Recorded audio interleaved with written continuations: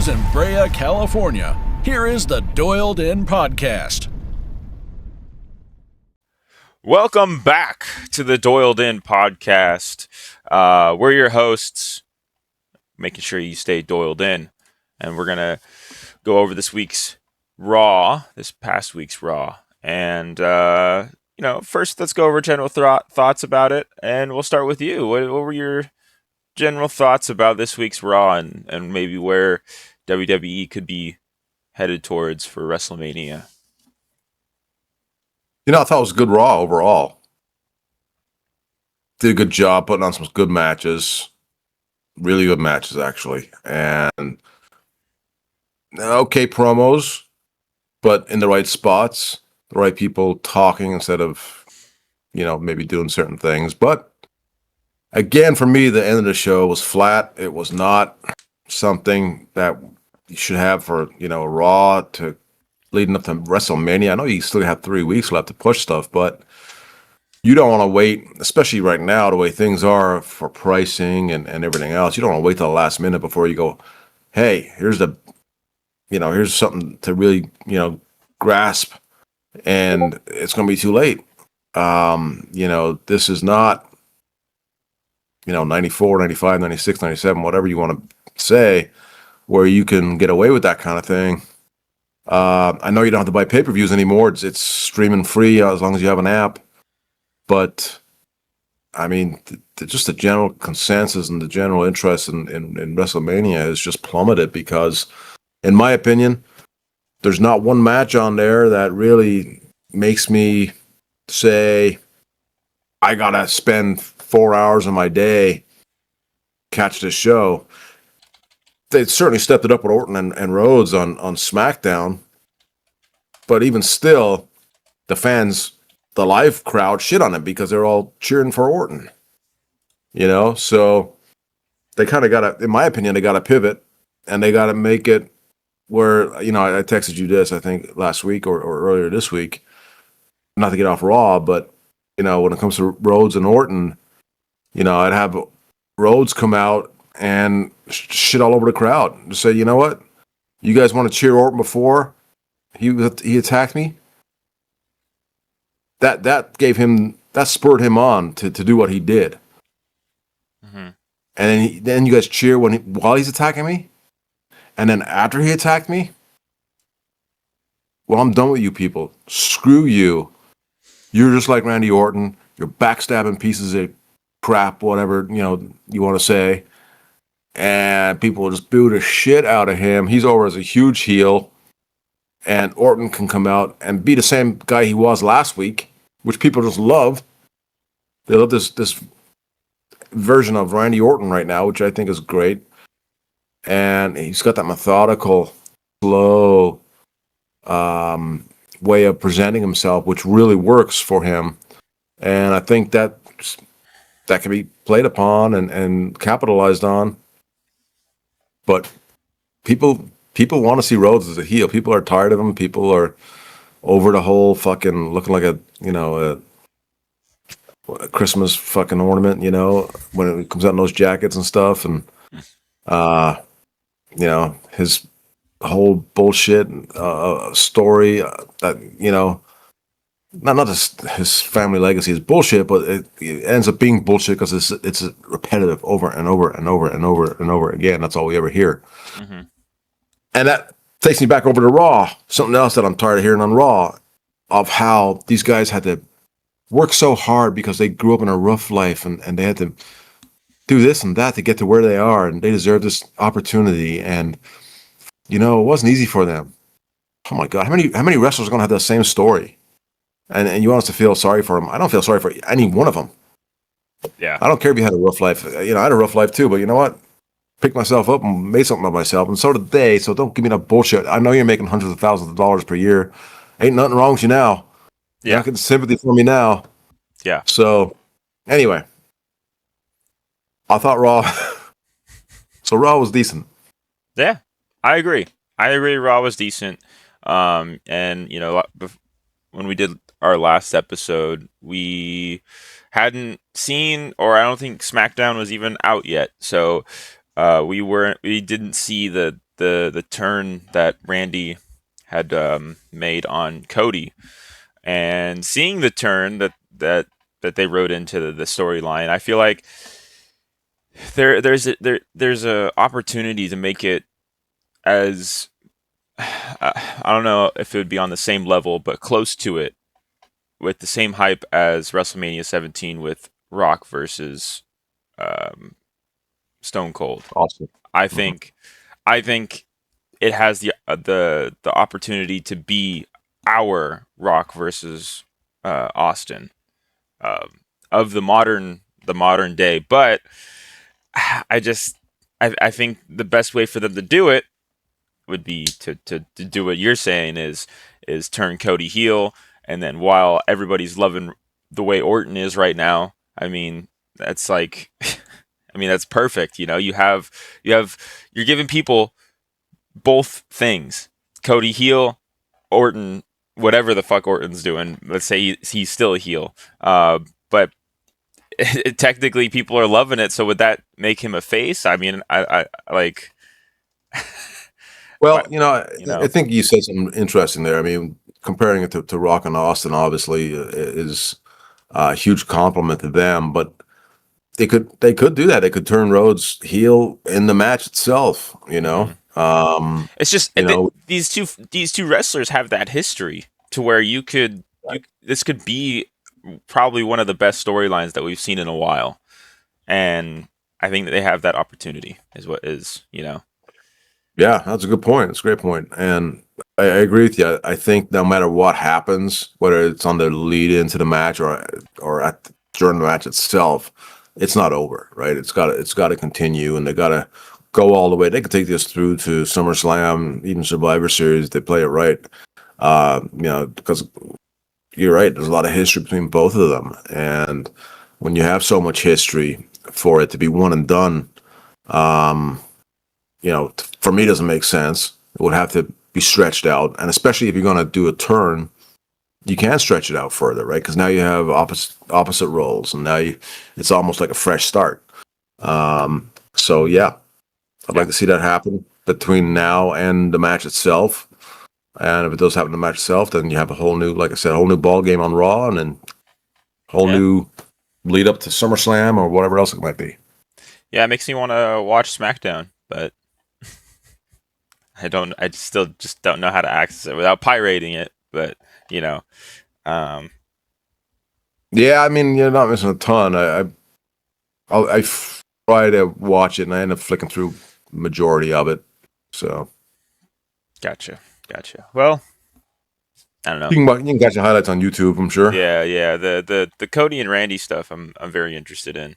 Uh, that's about it. That's the only thing I would say I have an interest when going into Mania. Um, Also, whoever Gunther will wrestle, because Gunther has to have a match at Mania.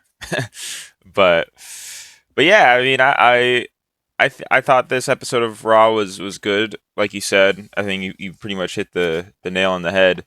Um, and I think they're on a hot streak.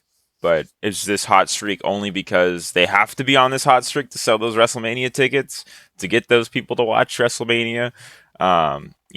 Maybe TKO lit a fire under their ass or something, being like, "Hey, you gotta, lock the fuck in." um, Yeah.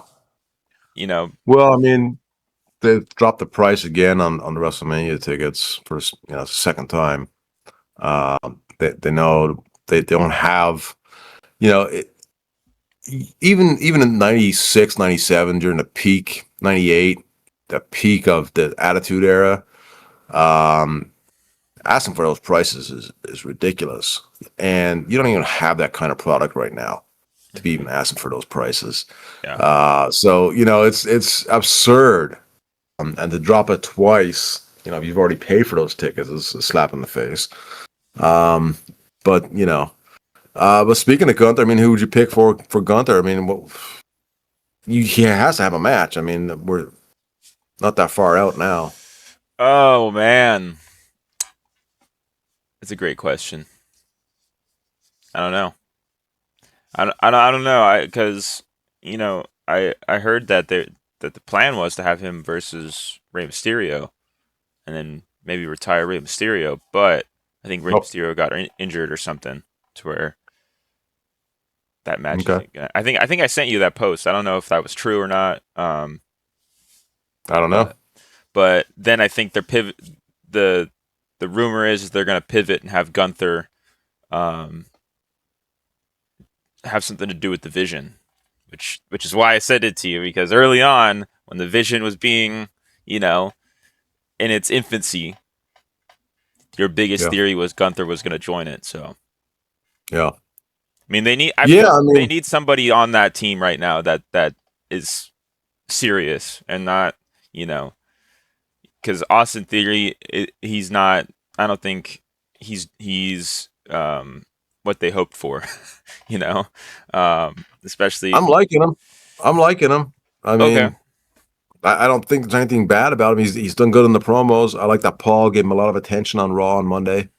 Hmm. When they had the backstage bit, Paul was really focused on, making sure that he was making him the center point of that promo.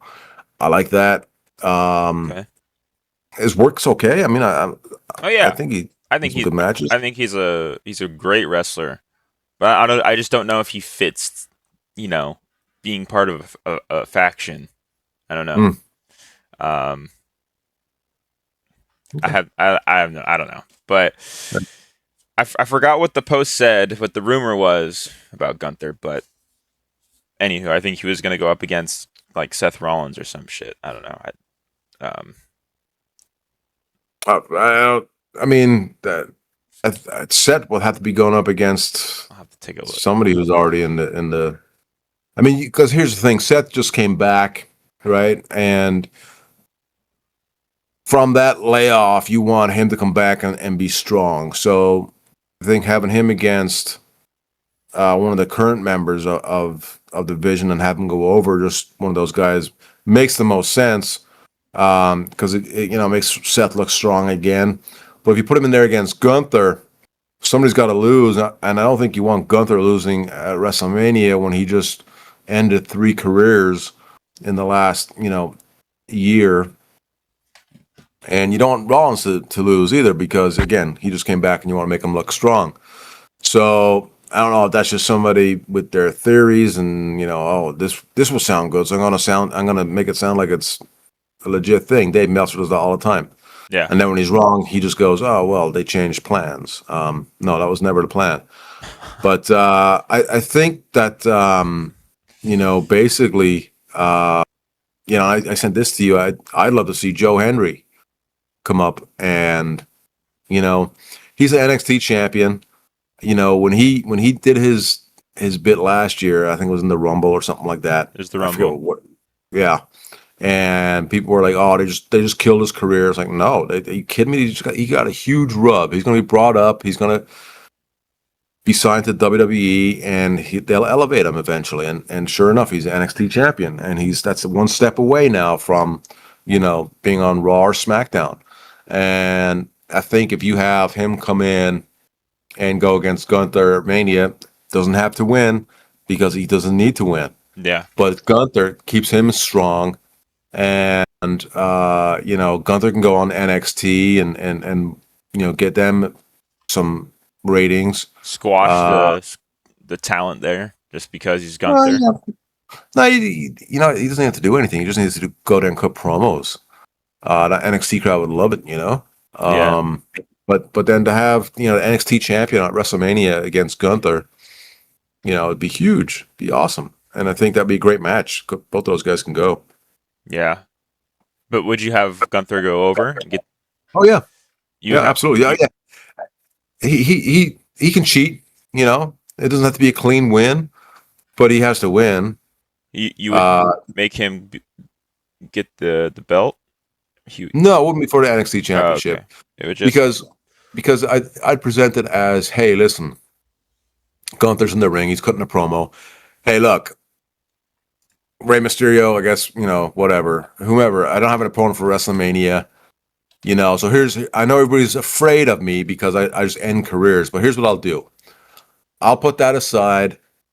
WrestleMania is a one-on-one match, no championships, no nothing, no career on the line.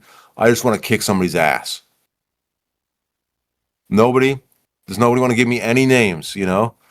And here comes Adam Pearce, and Adam Pearce says, you know, I had somebody who is looking for a WrestleMania match. Also, he would love to be on WrestleMania, and it wouldn't be for a championship either. But you know, if you want a name, I'll say his name, and he'll just appear, and the crowd will just go, "Fuck it! Oh, holy shit! Are you kidding me?"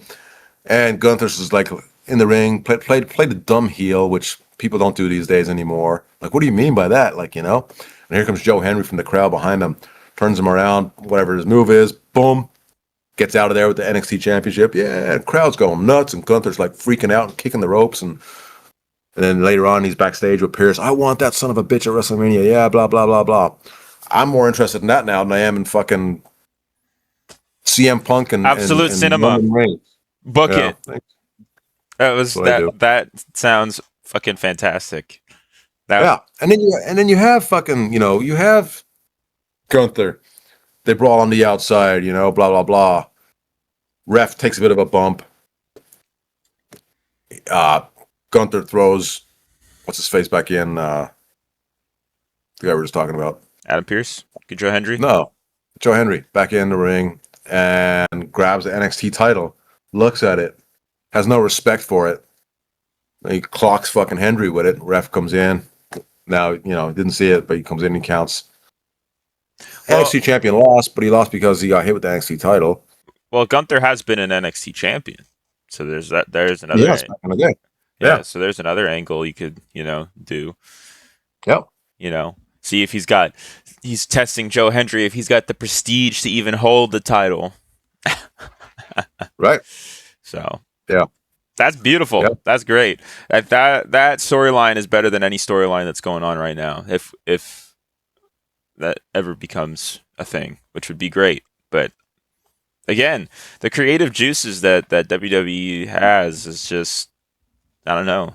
It's not like it used to be, and it's nowhere near like it used to be.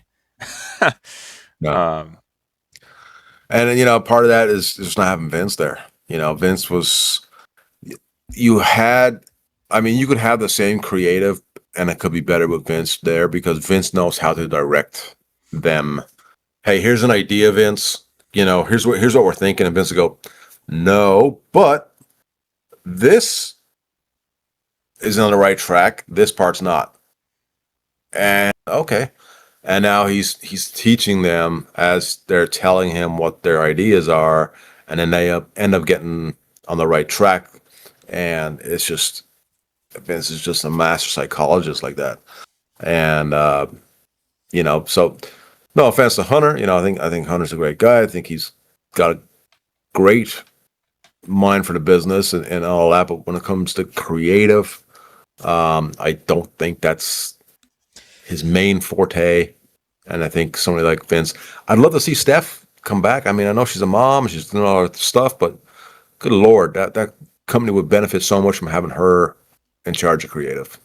Now, question: do you think there's ever a time where Paul or Stephanie, they go to Vince and be like, "Hey, what do you think about this?" Oh, absolutely, absolutely. I guarantee you, there's at least a couple of calls a week. That's funny. That'd be funny. And I guarantee you, it's also Vince coming to them, going, well, "What you got, pal?" You know, and it's kind of like, "Well, here's what we're thinking." It's bullshit. You know, absolutely. But at the end of the day, Vince is not there for the final copy. Yeah. You know? I mean, we would sit in meetings, and Vince would tell us, like, "This is good. Yeah, that's good. Hey, how about this? Yeah, this is good. Okay, cool." We would agree on everything, right? So they could have Vince on the phone with them right now, and they could agree on everything. Yeah.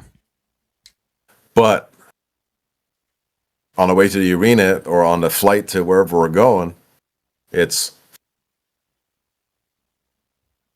rewrite the whole thing by himself, and it's like, I thought we were good on this, and It's not. It's so, you know, So even though they might be burning Vince's ear, I'm still not going to put the heat on Vince for anything that's not good right now, because at the end of the day, he'd probably look at it like, a few hours of showtime and go, "What the fuck was I thinking? Nope. Yeah. I got a better idea now."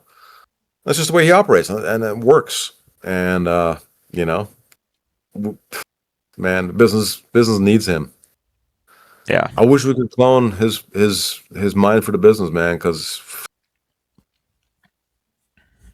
nobody ever liked it. But it is what it is. We got what we have, and yeah,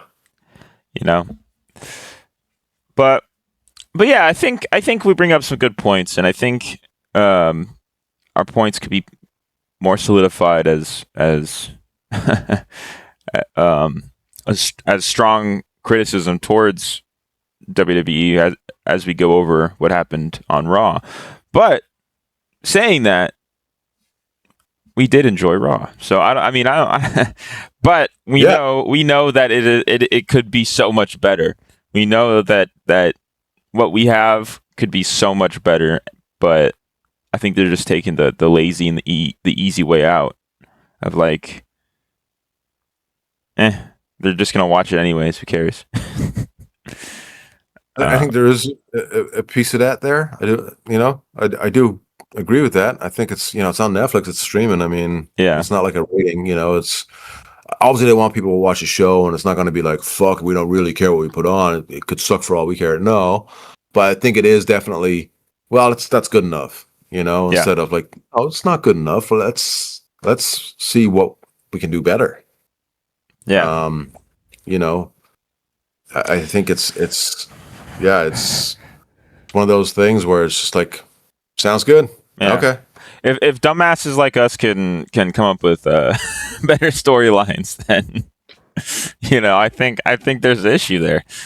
But yeah. Let's get into Raw. Is there any one thing that you want to talk about before I just go over certain things? We'll hit it as you go. All right. Go ahead. All right. So I think I want to start off with I think this was the beginning of the show where Seth Rollins comes out and Paul Heyman then comes out looking like shit. He looked terrible, but so Paul's done this before where he just stays awake for 2 days. Yeah, that's crazy. And he's a different animal. But that's insane. I wonder what he does to like keep himself awake. Like what? I wonder what it is. What? I'll tell. No, that was 25 years ago. I'm not going to say anything. Go ahead.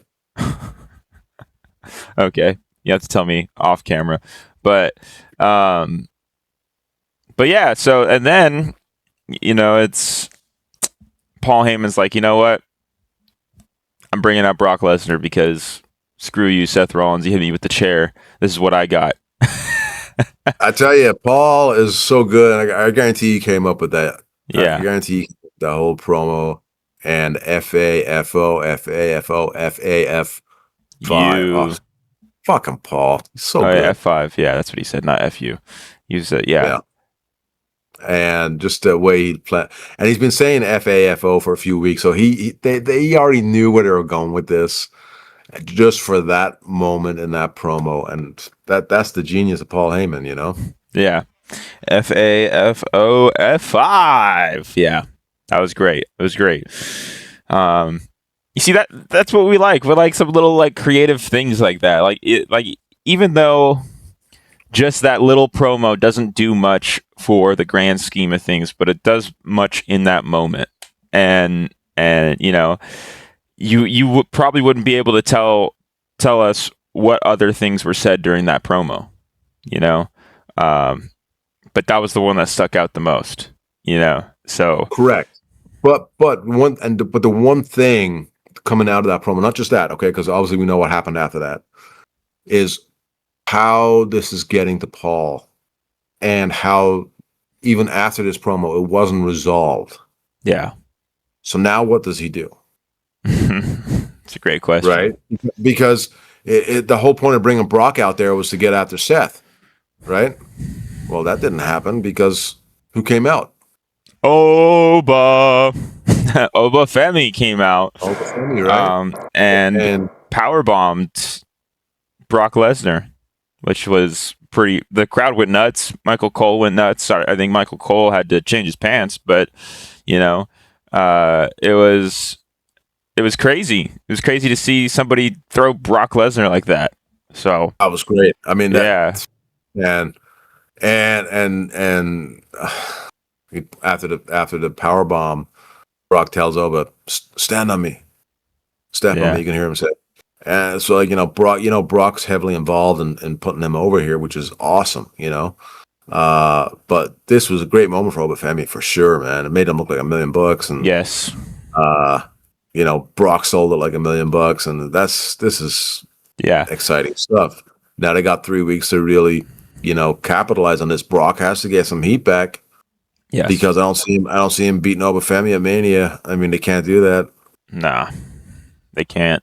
And I bet this better not be alluding to a fucking triple threat match with Seth Rollins. Do not put Seth Rollins in this match. Again, I don't think Seth's going to be against anybody like top tier like that, and that's no offense to anybody else. I still think he's going to go against what's his name, Logan Paul. No, Austin Theory.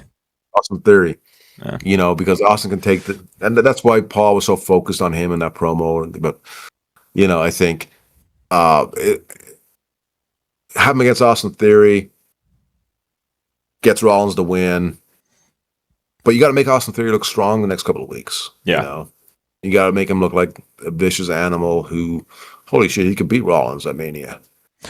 Well, they're gonna have the Vision go up against the Usos, I think, this upcoming week for the tag team belts. So I think that's a perfect opportunity to really showcase that and put the fucking belts on the Vision. I mean, Paul even said it in a promo backstage. He's like, no, we don't have any leverage. We're not, nobody cares what we do until we get the belts. We need belts. And I'm like, holy shit. That's what you're saying, Paul. Holy shit. Somebody in the business acknowledging the fact that belts are important. And here's the thing, to go back to what you said earlier about maybe Gunther and Rollins. Well, this is the perfect opportunity. Gunther comes down to help them win the belts. There it is. And does a number, and the three of them are jumping fucking Usos, and then here comes Rollins, blah, blah, blah. Rollins comes down, saves them, right? And him and Gunther are going at it. And the next week you have a 6-man tag, and now you have a Mania match, Usos rematch for the belts against the Vision, and then you have Gunther against Rollins. And I still like your other Gunther idea with Joe Hendry. I think that works out so much better. Yeah, I do too. But I think this one with Rollins gives him more longevity, though. Unless you're actually bringing. It's true, but I think having Gunther part of a faction, whether or not it's just like for a certain amount of time, I think it kind of brings Gunther down a bit. In my opinion, I think having Gunther just be by himself is so much better towards him and his character that I think, you got it. That's a good point. Because look what he's done without anybody. Exactly, by himself, right? So you make a great point there. It does kind of bring him down a little bit. Yeah. Unless he ends up being the leader, but even still, you're right. He's accomplished the ending of 3 careers all by himself. Nobody's help. So why does he need to, Yeah. So I hope he goes against Joe Hendry. That would be such a cool booking. Just the fact that he's the NXT champion. Oh, man. Yeah. Anyways. But I don't know. I'm going to send Triple H a message right now. Yeah, there you go. You think I'm kidding? Well, you have him on speed dial or something? No. But anyway, go ahead. Yeah. Oba Femi, Brock Lesnar, definitely going to happen at Mania. I think that's going to be a fun match. And definitely it will be this the stepping stones for Oba's career and longevity with WWE, provided he doesn't get hurt, like every wrestler seems to be doing at the moment. But yeah. Next up, we got the Americanos. We got El Grande Americano versus the original El Grande Americano. Yeah, it's the same shit we've been getting every week. yeah. It's still a good match. It was still a fantastic match, and I think these guys put on a good show every week. I think, say what you will about the gimmick, about whatever it is. I think it's doing its job, and I think it's poking fun at luchadors, but at the same time respecting luchadors, poking fun in a respectful way. And yeah, it would be different, I think, if they were coming out and their matches were being terrible. Their matches were, had botches and all that stuff. And, then I would be like, okay, this is disrespectful or I could see how somebody could say this is disrespectful to the luchador category. But they're putting out matches. They're putting in work. Yeah. A lot more work than I think some of the main talent has. But yeah, we got El Grande Americano defeating the original El Grande Americano.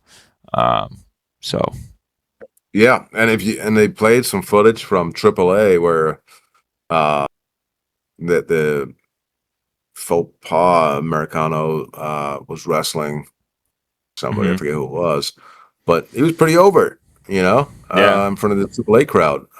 So the gimmick's over, and I think he ends up now being the more popular El Grande Americano than the original.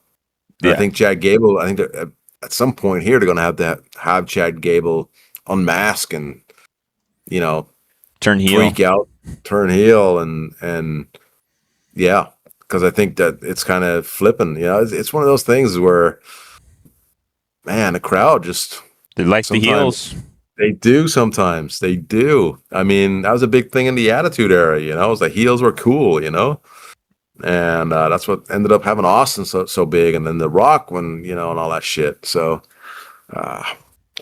sometimes you just got to go with it. You look at comic books, right?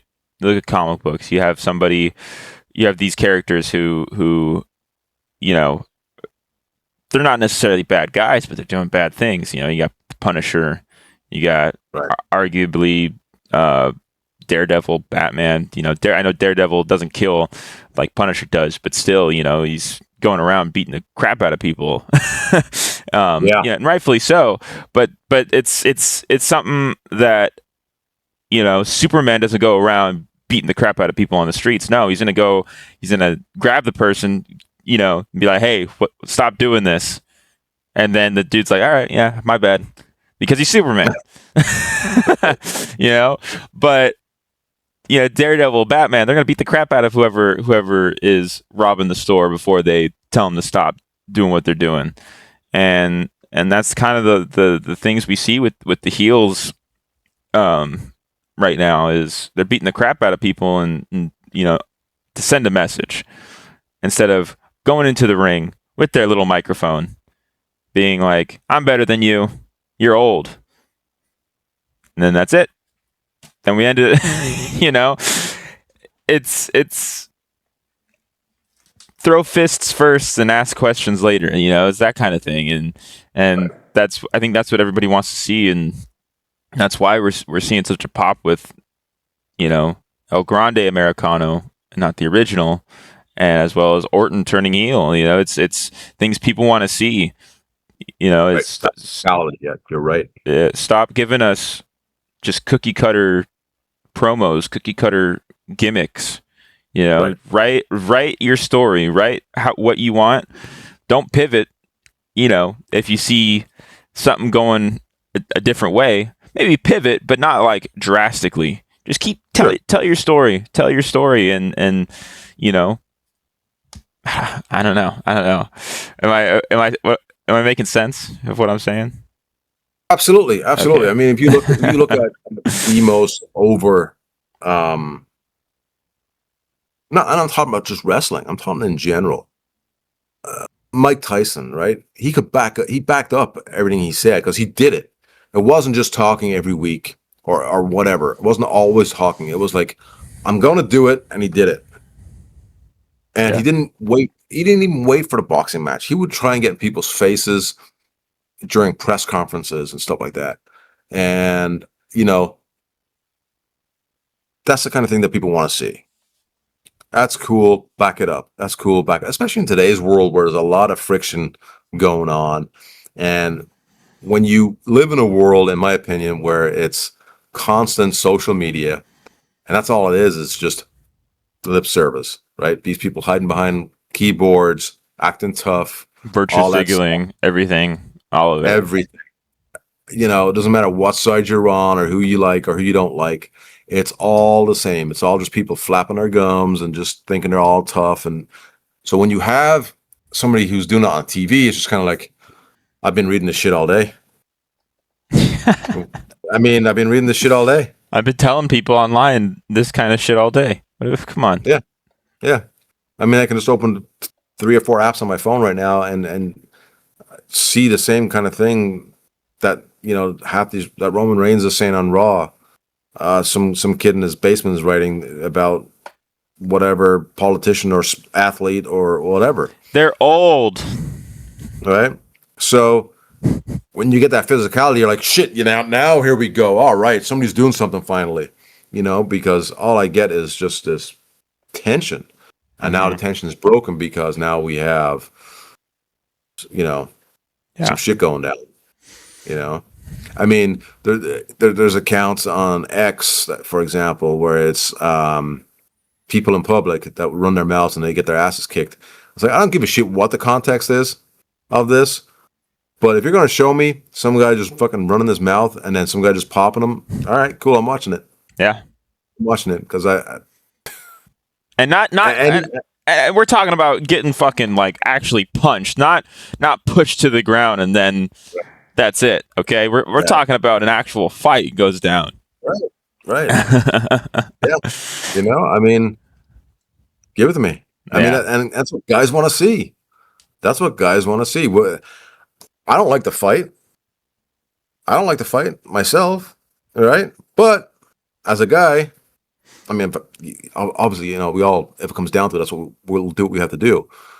But when we see this kind of aggression out there, for it's just to always be talking, it's like watching The View. You know, it's like these fucking oh my gosh, shut up. You know, shut up and just punch each other. Yeah. I mean, how great would The View be if fucking Whoopi just went across the desk and nailed it? I might want to watch The View. You know, absolutely. We might change the topic of the show at that point. Yeah. You know, but good Lord, I mean, it's a very small audience that are okay with just constant la la la la. You know, fucking. I'll watch Judge Judy if I want to. You know, and I love Judge Judy, but I know that's what that is. That's. There's nobody in the WWE audience that wants to see this kind of shit. All right, there's nobody watching who wants to see. There's a small sliver. These level of promos. Well, again, the small sliver. All right, we in this world we need to stop pandering to the fucking small percentage of people. Okay, who gives a fuck? You mean midgets? Are you talking about? Oh, you're talking about the. Talk about. Not the small people. Yeah, what is the percentage of little people in this world? But yeah, you know, whatever the percentage is, then you got to half it. I think. No, I'm just kidding. But Yeah, I mean, you got to have that constant physicality. That's what we are. So dwarfism affects approximately 651,700 to 652,000 people worldwide. While over All right. 300 different conditions can cause short stature, defined as an adult height under 4'10", the most common form, I can't pronounce that, accounts for about 70% of all cases, and it occurs roughly 1 in 15,000 to 1 in 40 births in the world. Now, question for you. So, What is the height? It's 4'8"? an adult under 4'10" Under 4'10" is a little person. So now, let's say you have both your legs amputated. Are you then considered a dwarf? No. No, because you're under 4'8" at that point, I would imagine. Yeah, you would just be identified as a paraplegic at that point. I don't think a paraplegic is the thing. You'd be classified as disabled, but an amputee. And an amputee. I'm not making fun of people with no legs. I'm just wait. What is paraplegic? Did I get it? I got it. Paraplegic is where you lose use of all your body except for your. Oh, gotcha.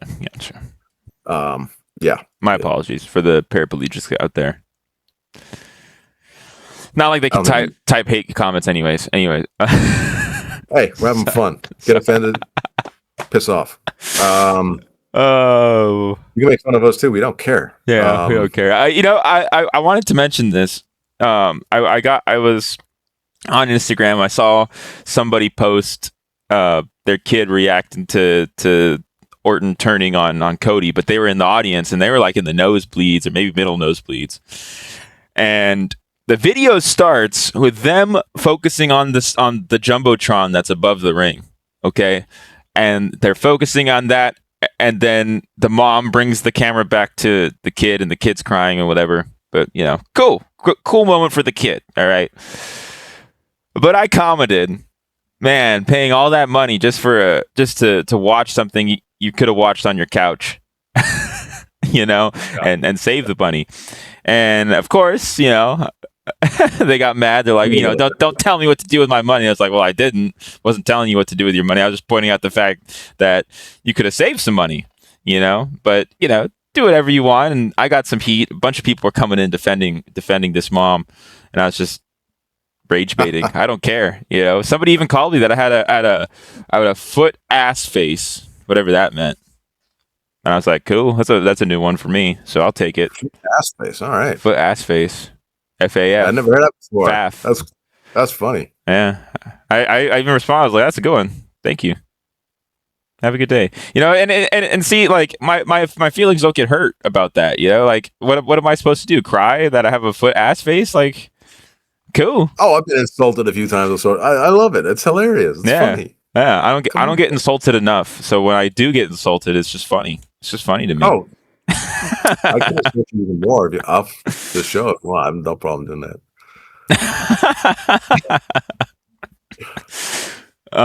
But hey, and it's funny. It's funny. And this is so now off topic of wrestling, but it's funny that you bring this up. Well, I guess I brought it up, and then you. But I saw some of these people back home that I grew up with who were a complete freaking. Yep, let's see it. Let's hear it. Say it. Betas, basically. All right. Throw it out there. It's gonna be nice. And how they say, well, in sports, every kid should play the same amount of time as each other. It's like, absolutely not. Are you kidding me? Yeah. When I was younger, I didn't get much play time in soccer because I wasn't that good compared to my friends and all that. Didn't ruin my life. It made me want to get better. It made me want to be stronger and then okay, soccer is not for me. Why would I waste my time? I love playing soccer. Obviously, I still played soccer, but it wasn't something I should put my 100% focus in, right? And thinking that I'm good because I'm getting the same play time as some of these other guys who were way better than me, false sense of freaking reality here. Like, you got to tell these kids, hey, this you're not very good at. Yeah, get Find better. something you are. Be better at something else, And unless you're willing to get better, go try something else. And you're not getting the same playtime as my friend Dello over here or Sheets over here, because they're way better than you are. Yeah. And it may hurt their little feelings, and that may have hurt my feelings when I was a kid, but that's a good thing. Yeah. That's a good thing. And you have to toughen these kids up and get them to be stronger mentally. Mm-hmm. And it's crazy. I mean, I coach basketball right now, even with your little brother. You're not going in right now. Shout out. Because you're not playing that good right now. Yeah. Okay. Got it. And in his last 2 games, he's had the 2 best games of his whole freaking young career. And that's what you got to do. It's literally sink or swim. That's it. If it's up to you, you want to sink, all right, well then you're out. You want to swim, then you're going to swim. That's it. And those kids that don't get that kind of thing, and those little insults like that on social media, it makes them go all insane, because they can't take a little bit of criticism. Yeah. Exactly. Anyway, not to get off, but Jesus. Yeah, I think, but I think it's still on topic, because maybe because of how the culture is now, that's why these promos just seem so flat. They seem so flat because I feel like it's so easy to offend people, and just look at CM Punk saying, "I'm going to bury you next to your dead dad." Like, back in the Attitude Era, nobody would have cared. It would have been like, okay, cool. Then Roman Reigns in the Attitude Era would have followed it up with something else immediately. Or would have said something. Yeah, would have said something even worse. But worst case scenario, he's jumping his ass right there. And exactly. And the fact that the very next episode of Raw, they had to have the Usos come out over the same topic was like, it really wasn't that big of a deal. I think crushing somebody's car with a giant truck or filling it up with cement and all this stuff is a lot more damaging than saying, "I'm gonna bury you next to your dead dad," because it's like, okay.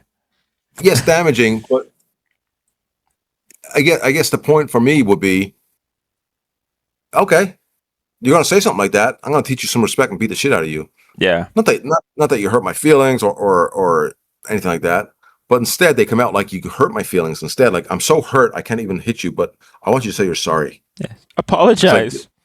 Apologize. This is pro wrestling. You remind me of pro wrestling. It's my family you're talking about. I'm gonna beat an apology out of you. Yeah. Exactly. And handcuff him to the freaking ropes. Say you're sorry. Yep. I'm sorry I didn't say it sooner. Beat the shit out of him. Say you're sorry. Screw you. Beat the shit out of him. Say you're sorry. He will not say you're sorry. Here come the refs and officials saving him. Holy shit. What a way to go off Raw. Yeah. Right? CM Punk, they're trying to get him off the ropes. They're trying to get him uncuffed or whatever. And they're getting the Usos out of there. And the Usos are all fucking, and they're getting arrested. They're getting now cuffed and getting out of there. It's like, what the hell is going to go happen next? Now Punk's got to get retribution. I want to see what Punk's going to do next. Punk gets himself arrested and then goes to jail to beat the crap out of him in the cell. There you go. Punk goes backstage, beats up AJ Lee, so he gets arrested for spousal abuse. So he gets put in the same. I love it. That was your idea, by the way. And I'm sure spousal abuse is not funny. Jesus Christ. No, it's not. Oh, man. I grew up in a house with it. Don't care. Okay? It happens. Make fun of it. Doesn't mean it's okay. Yeah. Anyway, but you know what I'm saying? I mean, give me something to fucking go, holy shit. I got to see what's happening next week. Yeah. What the hell's Punk going to do? Punk got arrested with Jey Uso. Holy shit. But yeah, I just go off the air with Punk laying there, after them beating the shit out of him. I mean, come on. Yeah. And this episode's already off topic as it is, but that mainly because it's kind of just the same shit we're getting every week. It's okay. AJ Lee comes out, wrestles. This is her first wrestling match in 15 years, I think. One of the fucking commentators said. It's her first. Their first Miss won the belt, didn't she? Well, it's her first match on Raw, is what I meant. Yeah. Sorry, first match on Raw since for like 15 years or some shit. Of course, she beat Bayley. Surprise, surprise. So we don't know if that's a storyline that will continue towards Mania, or if it's kind of just a one-off, and maybe Lyra Valkyria, fucking Jesus Christ, Lyra Valkyria will go up against Bayley at Mania, or not Bayley, fucking Jesus, will go up against AJ Lee. Holy, we're so off topic. My brain is not even thinking straight. That's hilarious. But awesome. I'm so sorry.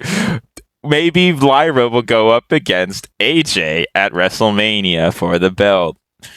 And then Bayley cost her the match and turned heel. That's exactly what I was trying to say. Wow. I know, I could tell.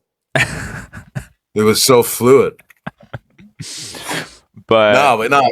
I mean, that's got to happen, right? I mean, the two of them are kind of like it's ran its course. Huh? I think it's ran its course at this point. Yeah, absolutely. It's a lot of shit to run its course, but that's definitely one of them. Yeah. Then we had Penta defend the title against Dragon Lee. I was expecting Gunther to come out, maybe cost Dragon Lee the match, but it was a clean match. Yeah, good match too. It was very good. Yeah, very good match. And I like that Penta is being this fighting champion. And I don't know if that's his choice, if it's creative's choice, but don't give a fuck. I like it. I like when a champion has to continually defend their belt. Right. Well, that's the way it should be. The Intercontinental and the United States title should be defended every week on TV. Yeah. I mean, they were initially brought in as TV titles, right? And then the big one is defended in the big event whenever, Back in the day, it was 4 times a year at the or Saturday night's main event kind of thing. But yeah, absolutely, every week that should be defended. Yeah. Yes, it should. But whatever. I don't write the show, unfortunately. Next up, we have Natty versus Maxine Dupree. Natty won. Yeah, man. I wish they'd do a little more Maxine. They pumped her up so good, and then just kind of shot her down because Becky Lynch returned. Yeah, and it's just kind of like now she's floundering. Yeah, against just Natty. She's stuck in that pigeonhole right there, And I still don't like her Natty's look or whatever they're doing. Still looks like the bully from Christmas Story. Every time I see her, it looks exactly like that kid. But I just don't like it. Yeah, I get what they're doing, but like it just doesn't. I don't know. Yeah. I mean, I've tried everything with Natty over the years, and I think Natty is one of those who, she wants to try. I think this is more her idea of what she wants to be, and I think she's a great talent. I think she's done a lot for the women's division. 100%. But I just don't like that. I have a fear that this is just what this is the whole thing with Maxine, and then it's just done. And then Natty's back to being, another incarnation of Natalya Neidhart that we've had 10 of them over the last 20 years, but they've never done anything with either one of them. They've never given her a good title run. They've never given her, the longevity of being top for any amount of time, really, in my opinion. And I think they dropped the ball on that. She's been a mainstay with the company for so long.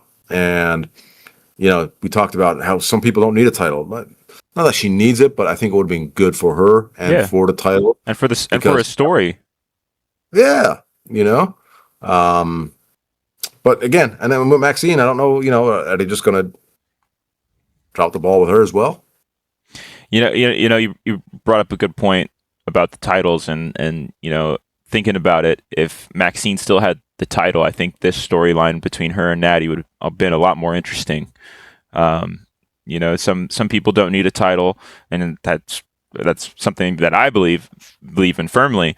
But I think storylines benefit more from a title than a wrestler, and I think if you had Maxine Dupree with that belt, there's so much you can do with Natty going after Maxine for that belt.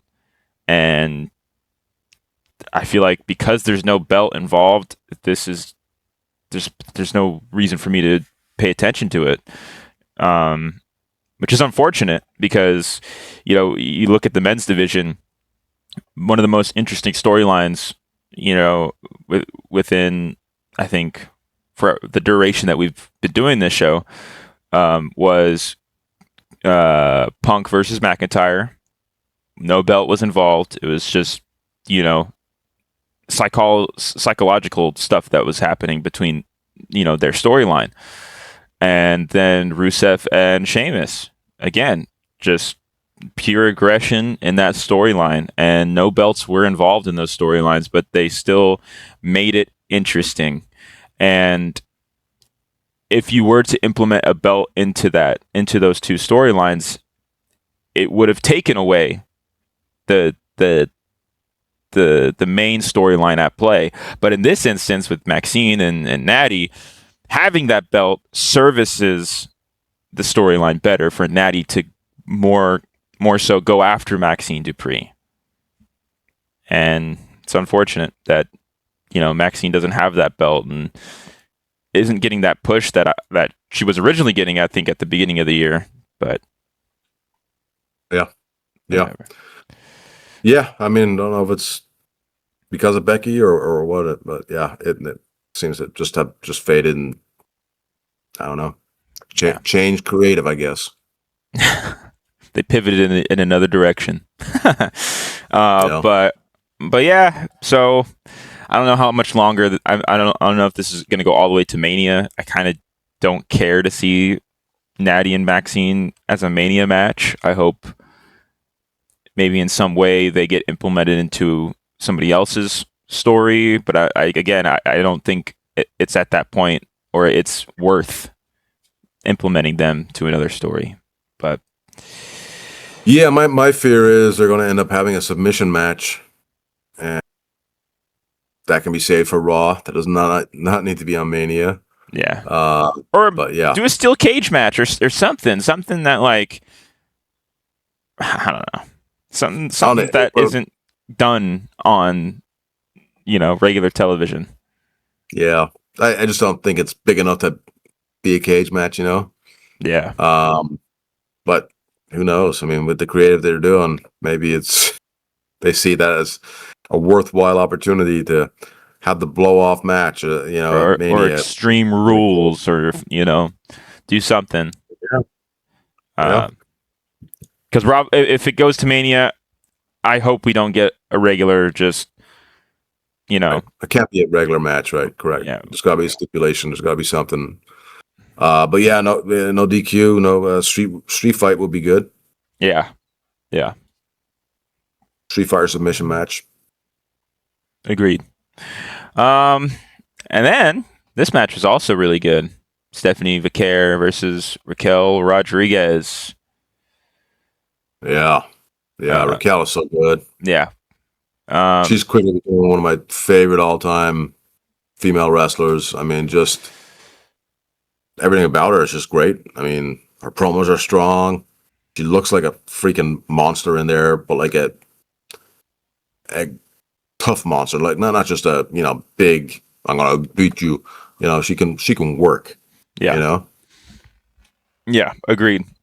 But Vicaire is a great worker too. This is the second match, I think, ever since Vicaire has gotten the belt that Raquel Rodriguez has gone up against her. I believe. This is just coming from memory. But this is the second match that she's had the opportunity to win that belt. and hasn't won, which I think is weird, especially since we have a match at Mania with Vicaire and Liv Morgan, so it's obvious that Raquel's not going to win. So yeah, I mean, yeah, but I'm sure the mentality was, well, we had Orton, we had Cody win the belt. Nobody's expecting that, so maybe they won't expect this. It's like, yeah. But anyway, but yeah, you knew it wasn't going to be. It's totally different with Stephanie McCurry. She's over. She's getting major pop. And Liv Morgan's not going to win the belt either. Raquel's going to cost Liv Morgan the match at Mania, and then that's the start of that storyline. Again, that would be it's an interesting storyline that they can do that won't involve a belt. It would be over the loss of a belt, but the whole storyline as a whole has nothing to do with the belt. Yeah. It's more personal. Yeah, exactly. Absolutely. And then Io Sky came out during this match and then, tried to help Vicaire. So maybe next week we'll probably get a tag team match with Vicaire and with Raquel and Liv and Vicaire and Io Sky. Then we got some backstage moments with the young OG, and see, like this is something that is a good example for things that are not interesting.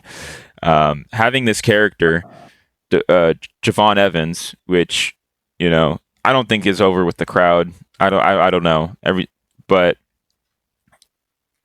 The way to make it interesting is to turn him heel with the New Day, in my opinion, to do something with that instead of I'm just not going to do the things because you were making fun of my boy right here for like one little joke.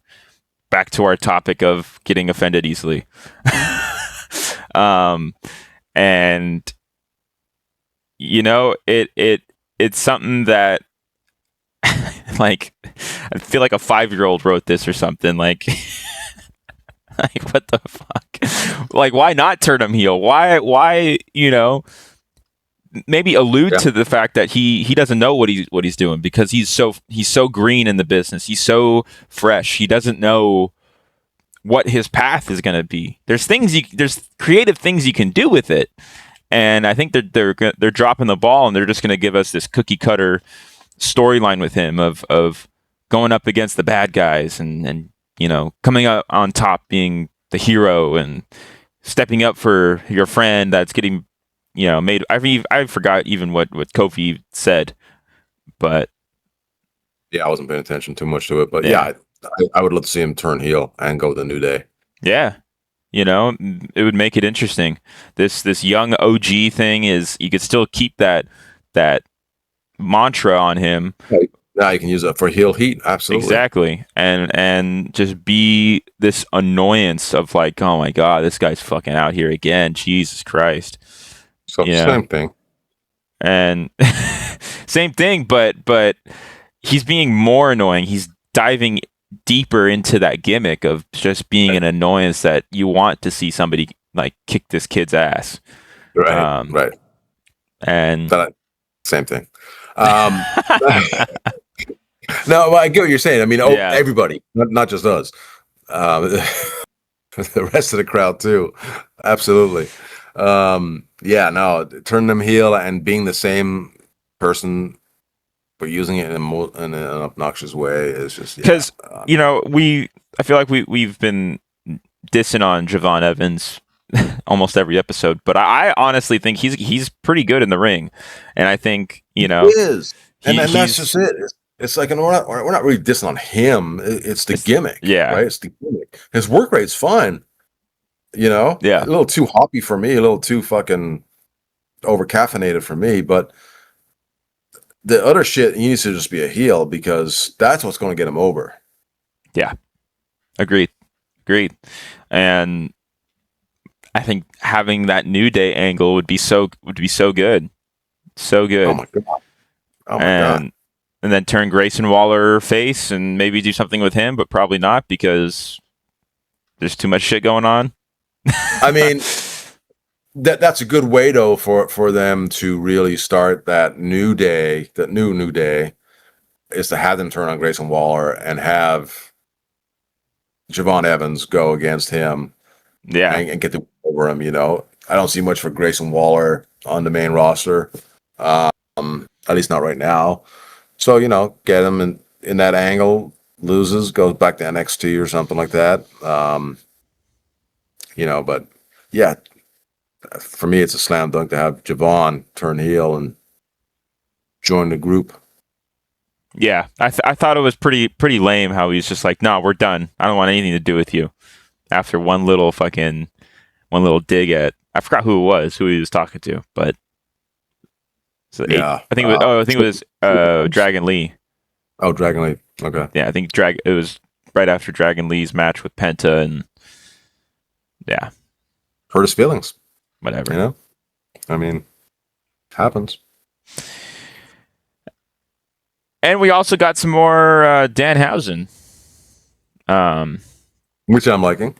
Yeah, I think Entertaining. yeah, I think Danhausen, he's good to be like a little backstage gimmick at the moment. I know he can wrestle, and from things I've seen from him, he seems pretty good. But I don't know. Well, do you think we'll see him in a match at Mania? I don't know if we'll see him in a match at Mania, but he'll definitely be at Mania for some purpose. Yeah, Absolutely. I think he's got that appeal to him where people will, I wonder what he's going to say or do. Yeah. Who's he going to curse this time? Yeah, and not so much in there like, oh, I gotta watch it because I don't know what's going. But it's kind of like, oh, this is entertaining. I'll watch this. It's like one of those comedies. You turn on and I'll watch the rest of this episode. This is funny. Yeah. But it's not like one of those hardcore shows you got to watch because, But I think he serves a purpose on the roster, and I think he'll do something at Mania. Is it a match? I don't know. It doesn't have to be. I think if he does, is it him and Gunther? I don't know. I mean, that could be interesting. He curses Gunther, and that's Gunther's downfall. Well, that could be it. Maybe he's going against Joe Hendry, and he curses Gunther, and Joe Hendry beats Gunther. I don't know. I mean, yeah. And you have after Mania, then you have Gunther and Danhausen. That'd be hilarious.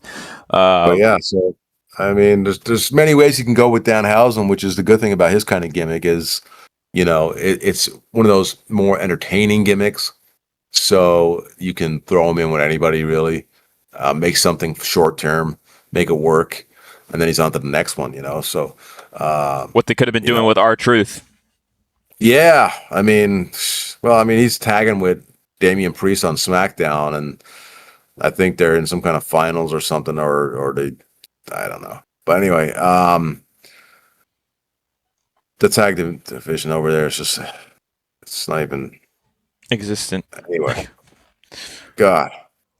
But Danhausen, I like how everything is Hausen at the end or whatever. Yeah, he puts at the end. There used to be a pay-per-view back in the 90s called In Your House, and they should have it and In Your Housen, In Your Housen.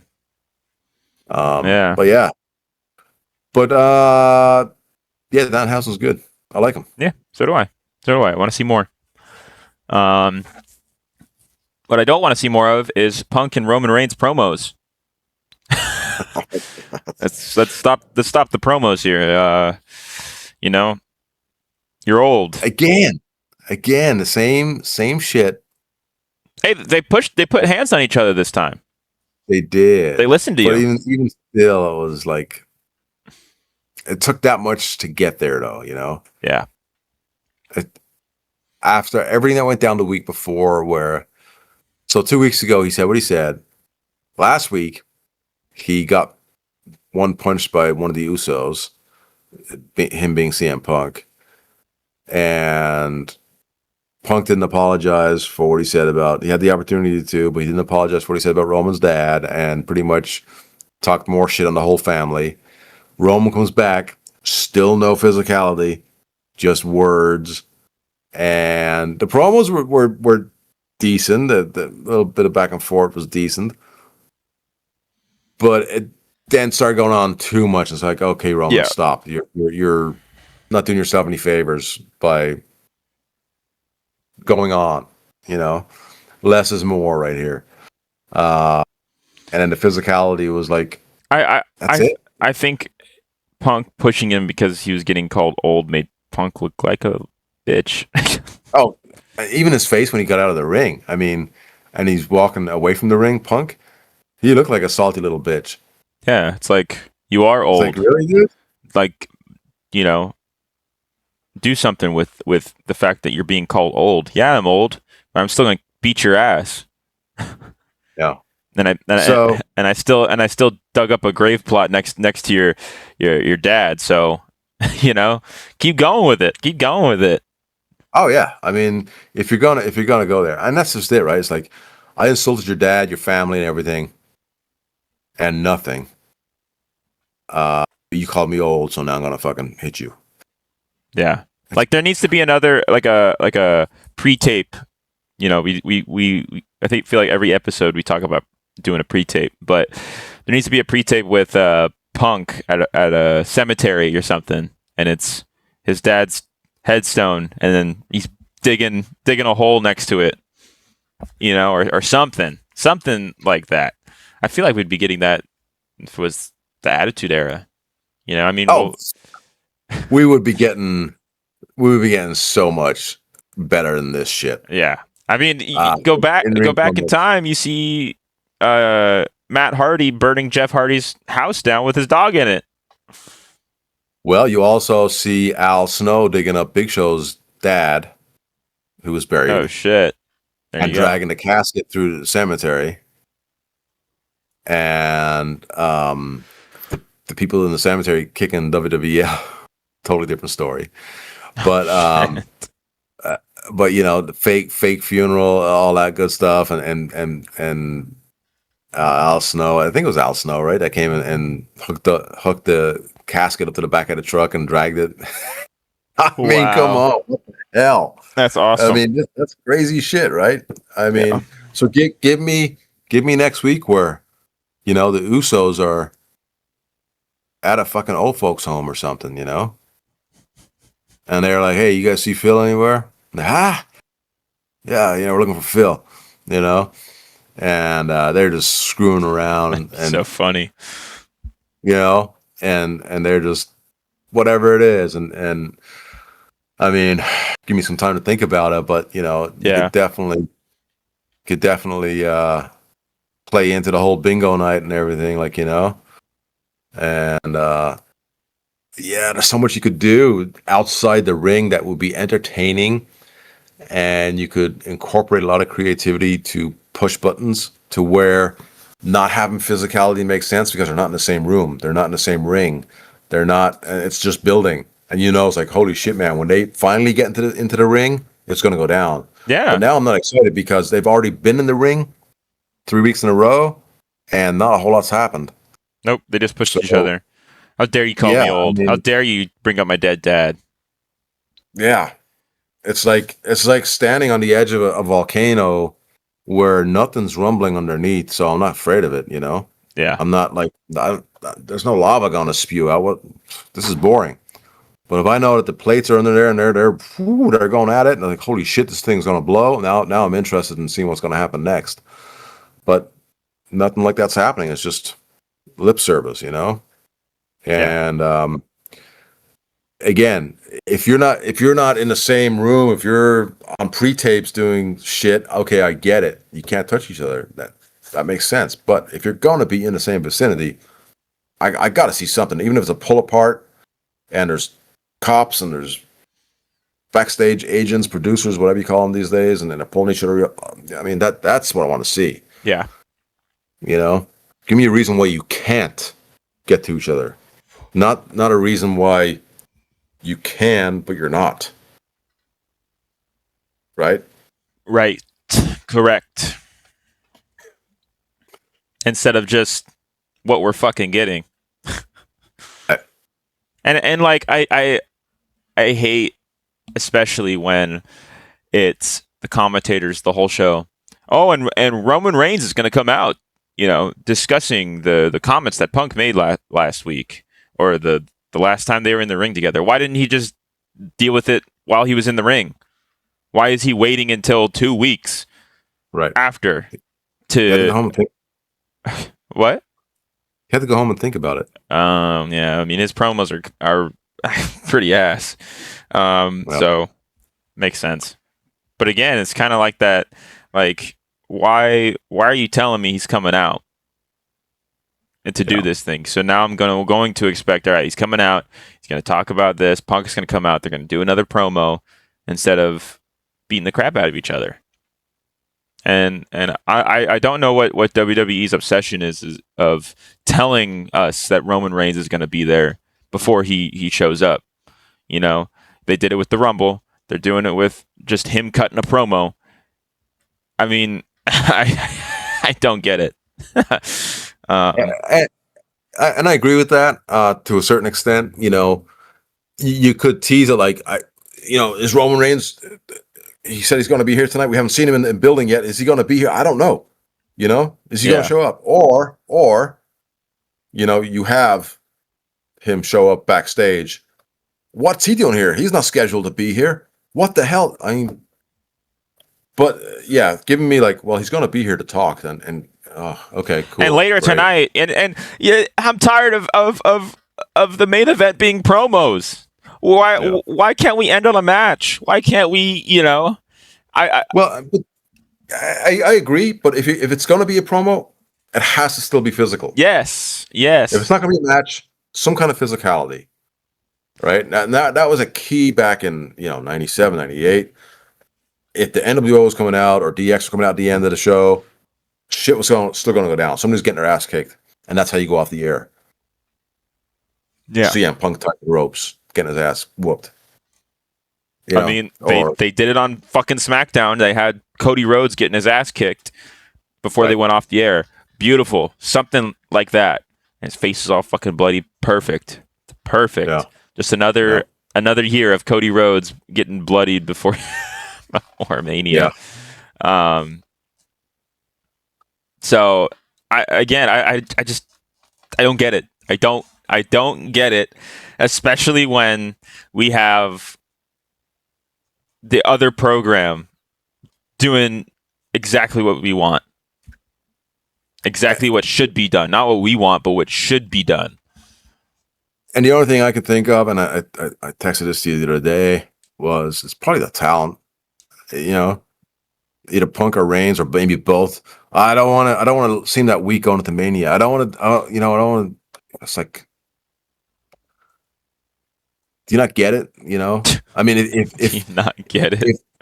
If Reigns is going over, for example, Punk's like, well, if I'm losing at Mania, I don't want to seem like a bitch. Okay, doesn't matter. And vice versa. If Punk's going over, Reigns is probably like, well, why should I have that happen to me? If I'm losing, and they're so concerned about, the now instead of, okay, well, where does this take us? Where does this after the fact? Nobody's going to really remember the build-up. It's just, if the build-up is really good, doesn't matter who's getting, beat up this week or next week. What matters is building up this match to where people I want to see the fucking match. I want to go to Vegas. I want to go to Vegas again, and spend $1 million for a nosebleed seat and see this match. And no matter what the outcome is, people, okay, that was fucking badass. I mean, if you look at everything between Savage and Hogan, the build up that year, build up to from WrestleMania 4 to WrestleMania 5, that's a pro wrestler, Savage, right there. He knew when he took the belt at WrestleMania 4, he knew a year from now I'm dropping that belt to Hogan, and I got to make this look like $1 million going in there, so what people will want to see him kick my ass, and that's what a true heel does. And part of the problem is not one of these guys is a true heel. Nope. If you don't have a true heel, the other guy's not getting over. And the match's not getting over.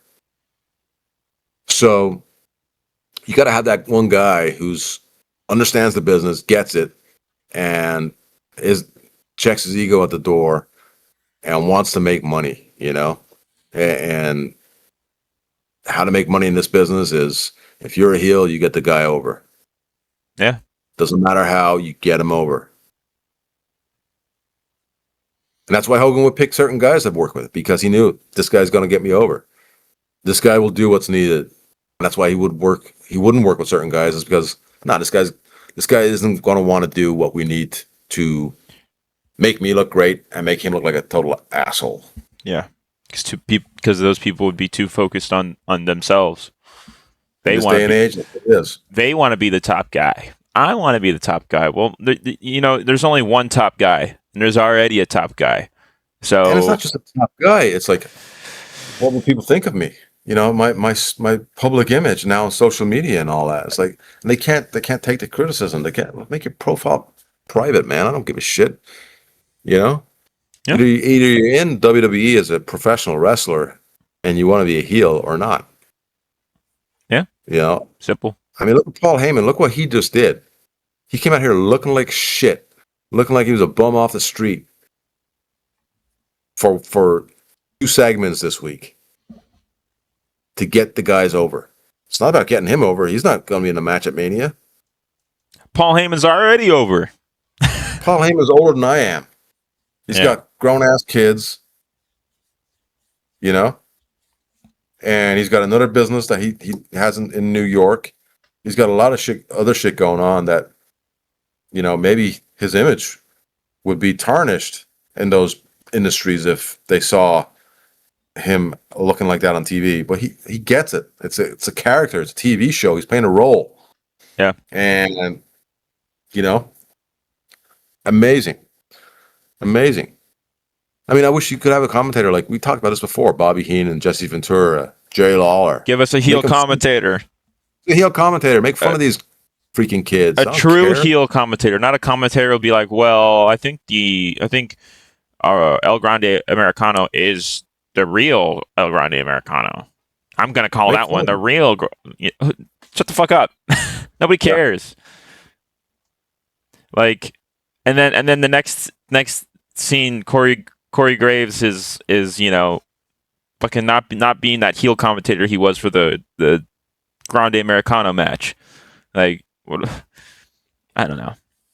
Yeah. I feel like I'm talking nonsense, but no, there's got to be a better line with that, and they got to not care about what people think, and the company as a whole needs to not care about what people think about the commentary. And yeah, you can't say obviously certain things you could get away with back in the 90s, making fun of fat chicks and Mexicans and all that stuff, because gays, whatever. And yeah, but you can still be a heel. You can still be a heel and just hate on whoever's in the ring. That's a face. I mean, if you can't do that and without getting everybody over, then you probably shouldn't be a commentator.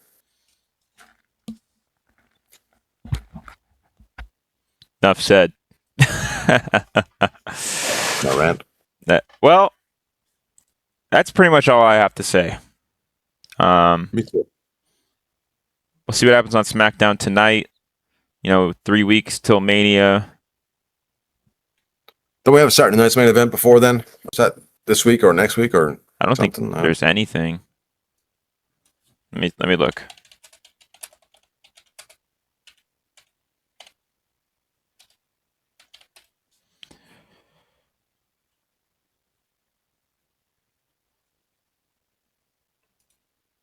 Yeah.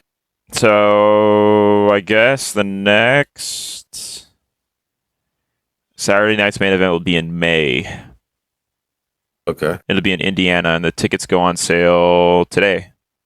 What part of Indiana? Fort Wayne. No. Fort Wayne, Indiana. Huh. I think I have a little dyslexia. I thought it said India for a sec, so I was like, what? Anyways.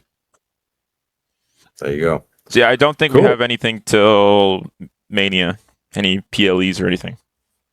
So, Okay. but that's good. Build these storylines up. You have 3 weeks to do it, and I think they're already dropping the ball. 3 weeks is not a lot of time. I mean, you consider each episode is about 2 hours of Raw, and same thing with SmackDown. So that's what, 6 hours. But then you got your certain storylines. You're probably going to give at least like 15 minutes of those 2 hours to a certain storyline, and maybe if it was a perfect world, you'd build up these storylines throughout the whole episode of Raw and have them intertwine with each other and build it up correctly. But oh no, we're gonna have the Bailey segment right now. And okay, now we did that segment. We're done. We're never going back to it the rest of the episode. Now we're going to the El Grande Americano segment. Great, we're done with that. Let's move on. None of these segments are intertwining. It's one episode. Everybody's on the same episode. Let's have them, weave into each other. Yeah. No, agreed. So just for shits and giggles, the front row, actually row two for Saturday night's main event in Fort Wayne, Indiana, May 23rd, 2026. $963.60. Almost $1,000 for second row. It's not even the first row. It's the second row. I think the first row is already either taken or being used for VIP packages or something, or who knows. But yeah, that's section 112. Are you out of your fucking mind? You out of your goddamn mind? $1,000 for row 2? See the back of some schlub's head in front of me so I can watch a wrestling match? Come on.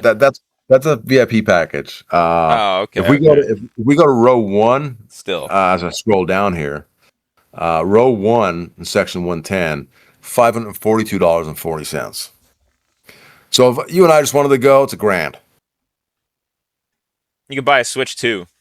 It's over $1,000. You could buy a Steam Deck. You could buy fucking stock in something. There's much more value you can get by not going, by not spending that money on these tickets.